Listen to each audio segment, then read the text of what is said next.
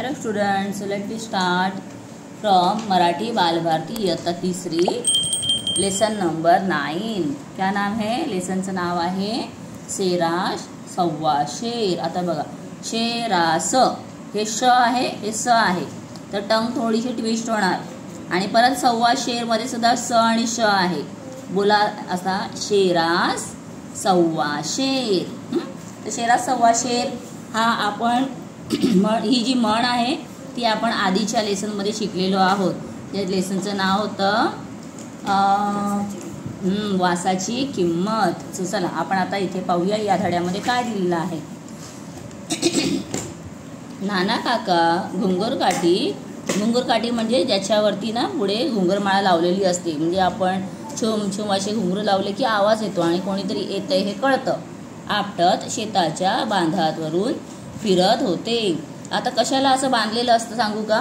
की जेव्हा आपण असं बांधतो ना आणि चालतो त्यावेळेला, आता शेतामध्ये वगैरे पण काही वेळेला ना गावच्या ठिकाणी ॲनिमल्स असतात, मग त्यांना जर तो आवाज आला की ते ॲनिमल्स ना पळतात की कोणीतरी येतंय म्हणून, ते घाबरतात ना, मग ते पळतात, म्हणून अशी घुंगरमाळा लावलेली असते। वाऱ्यावरून डोलणारी समोरची शेती पाहून ते आनंदाने डोलत होते। निबर सोन्यासारखे पिवळे भाताचे पीक, निबर म्हणजे आता जे एकदम पूर्ण कंप्लीट झालेले आहेत ते आता आपण तोडू शकतो असे, म्हणजे त्याच्यामध्ये भात रेडी झालेला आहे। नंतर कापणी, झोडणी, मळणी आणि मग कणगीत पडेल वर्षभराची बेगमी। म्हणजे काय होणार की ह्याच्यानंतर आता पूर्ण पीक रेडी झालेलं आहे, मग त्याची कापणी करायची म्हणजे कापायचं, झोडणी करायचं म्हणजे थ्रेशिंग करायची, आणि मळणी, मग त्याच्यातून जे दाणे निघतात ते वेगळे करायचे, आणि मग ते जे धान्य निघेल ना ते पूर्ण वर्षभरासाठी ते जमा करून ठेवू शकतात। बेगमी म्हणजे ते कलेक्ट करून ठेवणार, असा विचार त्यांच्या मनात येत होता। निसर्गाने करुणा केली म्हणजे दया केली। आता निसर्गाने कशी करुणा? तर अचानक पाऊस जर आला सगळं भिजणार, खराब होणार, म्हणून पाऊस येऊ नये म्हणजे निसर्गाने करुणा केली। भाते पिकुनी पिवळी झाली असे गाणे गुणगुणत नाना काका माळावरच्या शेतापाशी थांबले। दाणे भरलेल्या लोंब्या आडव्या पडल्या होत्या, म्हणजे आता वजनाने ते कसे झालेले आहेत, त्याचे खाली झालेले आहेत, वजनाने पडल्या होत्या। शेताची नासाडी चालू होती। शेतावर उंदीर मामा कोपले होते, म्हणजे खूप उंदीर आता तिकडे येत होते आणि ते काय करतायत, जे शेतं आहेत ना त्यांचं पूर्ण नुकसान करतायत। शेतातली जी पीक आलेलं आहे ते खात आहेत अर्ध, आणि उंदीर मामा एकदा खायला लागले की सगळं नाश होणार ना, खराब होणार। नाना काकांनी एक प्रयोग करायचे ठरवले। त्यांनी शेताजवळच्या माळावर एक मोठा गोल खड्डा खणला। आता माळा म्हणजे काय, जो ओपन प्लेस असतं ते, त्या खड्ड्यात पत्र्याचे एक मोठे पिंप ठेवले। ते अर्धे अधिक पाण्याने भरले, म्हणजे हाफ त्यांनी पाण्याने भरलं, अर्ध्यापेक्षा थोडं जास्त, अर्धे अधिक म्हणजे अर्ध्यापेक्षा थोडं जास्त। त्याच्या मोकळ्या तोंडावर एक तर्फेसारखी हलकी लांब फळी बसवली, म्हणजे त्यांनी काय केलं, हा पिंप ठेवला, पाण्याचा पिंप म्हणजे टाकी, आणि त्याच्यावरती अशी फळी ठेवली, आणि त्या फळीला काही त्यांनी बॅलन्स दिलेलं नाहीये, अशी अर्धी बाहेर अर्धी आतमध्ये अशी ठेवलेली आहे। आणि नंतर काय झालं, पिंपावरच्या फळीच्या टोकाला तळलेली भजी ठेवली। तर भजी का ठेवली? कारण उंदीर मामा जे आहेत त्यांना तळलेले तेलाचे पदार्थ खायला आवडतात। तर अंधार पडला आणि नाना काका शेतावरून घरी आले। सर्वत्र सामसूम, एकदम आवाज नाही, कोणीच बाहेर नाही, अशी जागा म्हणजे सामसूम। रात्रीची वेळ झाल्यावर उंदरांची टोळी बाहेर आली, म्हणजे खूप सारे उंदीर, टोळी म्हणजे खूप सारे उंदीर एकत्र।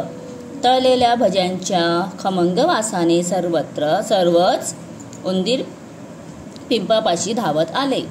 पिंपावर ठेवलेल्या फळीच्या एका टोकाला भजी ठेवलेली त्यांना दिसली। घाईघाईने 3-4 उंदीर पुढे धावले।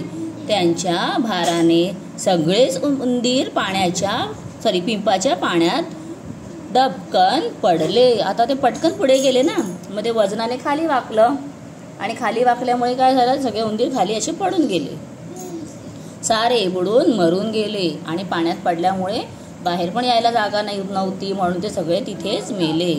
सकाळी अधीरतेने म्हणजे जराही वेट न करता नानाच काका पिंपापाशी आले. आपली युक्ती सफल झालेली पाहून त्यांना खूप समाधान वाटले. संध्याकाळी पुन्हा खमंग भजी घेऊन नाना काका घरी आले. आता पुन्हा ते आलेले आहेत, कारण नेक्स्ट डे पुन्हा त्यांना तेच करायचं आहे. कारण ह्याच्यामध्ये शेतामध्ये फक्त 2-4 उंदीर नव्हते, भरपूर होते ना. परत दुसऱ्या दिवशी सकाळी नाना काका पिंपापाशी गेले. फळीवरची भजी फस्त केलेली होती, पण पिंपामध्ये मात्र एकही उंदीर दिसला नाही. आता सगळ्या भज्या ज्या ठेवलेल्या होत्या त्या सगळ्या संपलेल्या, पण पाण्यात एकही उंदीर पडलेला नव्हता. त्यांना फारच आश्चर्य वाटले. हा काय प्रकार आहे हे त्यांनी जाणून घ्यायचे ठरवले. त्यांना असं वाटलं की अरे पहिल्या दिवशी तर उंदीर पडले पाण्यात, मग आता का नाही पडले. मग त्यांना पण क्युरिओसिटी झाली की असं कसं झालं असेल. ते पाहण्यासाठी बघा ते इथे आता लपून उभे आहेत. सो काय दिलंय, संध्याकाळी अंधार पडायच्या सुमारास नाना काकांनी खमंग वास सुटलेली भजी फळीच्या टोकापाशी ठेवली. त्यांनी परत जाऊन ठेवली आणि जवळ झाडाच्या आडोशाला म्हणजे झाडामागे लपून बसले. रात्र चांदणी होती, म्हणजे अगदी बाहेर अंधार पडलेला आहे, आकाशामध्ये चांदण्या आहेत. नीरव शांतता पसरली होती. नीरव शांतता म्हणजे जिथे थोडाही आवाज नाही अशी शांतता पसरली होती. आणि उंदरांची फौज स्वारीवर निघाली म्हणजे बाहेर आली. जे बिळामध्ये लपून बसलेले असतात ना, तर सगळे बाहेर निघालेले आहेत. सर्वत्र भज्यांचा वास सुटला होता. मोठ्या अधीरतेने उंदीर पिंपापाशी जमले. आसपास काहीसे कुजबुजले. आपसात म्हणजे आपल्या स्वतःमध्येच एकमेकांबरोबर. तर त्यांनी काय केलं, थोडंसं काहीतरी ते बोलले, कुजबुजले. त्यांच्यापैकी 4-5 उंदीर पिंपा बाहेरच्या फळीच्या टोकावर बसले. हे बघा बसलेले आहेत. आणि एक उंदीर फळीवरून पुढे सरसावला म्हणजे हळूच पुढे गेला. प्रत्येकाने एक करून तेथील सर्व भजी आणली. किती छान युक्ती केली त्यांनी, एकदम मस्त आयडिया केली. इथून सगळेच गेले तर हे वाकणार आणि खाली पडणार, पाण्यामध्ये जाणार आणि मरणार. त्यापेक्षा ते सगळे इथे थांबले आणि एक करून जात होता आणि भजी घेऊन येत होता. ती सर्व भजी त्या चतुर उंदरांनी कुडतरून मजेने खाल्ली आणि पुढच्या मोहिमेवर कूच केली म्हणजे निघाले. चला आता हे तर खाऊन झालं, आता शेतीचं नुकसान करायचं. तिथली जी आहेत ना कणसं आलेली ती सगळी खायची, तोडायची. असं शेरात सव्वा शेर भेटलेल्या त्या चतुर उंदीर मामांची युक्ती पाहून नाना काकांनी आपल्या कपाळावर हात मारून घेतला. म्हणजे नाना काकांना वाटलं की हे उंदीर ज्यांना मी समजत होतो काहीच कळणार नाही, मरतील, ते पहिल्यांदा माझ्या म्हणजे युक्तीमध्ये फसले. पण नेक्स्ट त्यांना काहीच कळलं. बरोबर त्यांना कळलं ना की कशा प्रकारे आपण स्वतःला सावरायचं आहे किंवा स्वतःला कसं वाचवायचं आहे. आणि त्यांनी युक्ती केली असं इथे दिलंय. चला शब्दार्थ काय दिलेले आहेत. निबर म्हणजे जून, काढणीस आलेले पीक म्हणजे रेडी झालेला आहे पूर्ण क्रॉप. बेगमी म्हणजे साठा, कोपणे रागावणे. तरफ टेकू दिलेली लाकडी फळी म्हणजे ही अशी फक्त थोडंसं टेका दिलेली. त्यानंतर सामसूम होणे, शांतता पसरणे. रात्रीची बघा तुम्ही 10 वाजता तर नाही, 12-1 वाजता जर पाहिलं तर थोडाफार पूर्ण शांतता झालेली असते. अधीर होणे, उत्सुक होणे. फस्त करणे, संपवणे. नीरव, कसलाही आवाज नसलेले शांत वातावरण रात्री अगदी 2-3 वाजता. कुजबुजणे, हळू बोलणे. कूच करणे, निघणे. कपाळावर हात मारणे, निराश होणे. आता कपाळावर हात मारणे हे म्हण झाली, म्हण नाही, वाक्यप्रचार झालं. वाक्प्रचाराचा मग अर्थ कसा लिहिणार, निराश होणे. आणि मग लिहायचं की आईने शिकवलेले गणिताचं गणित मला सोडवता आलं नाही, म्हणून शेवटी आईने कपाळावर हात मारून घेतला.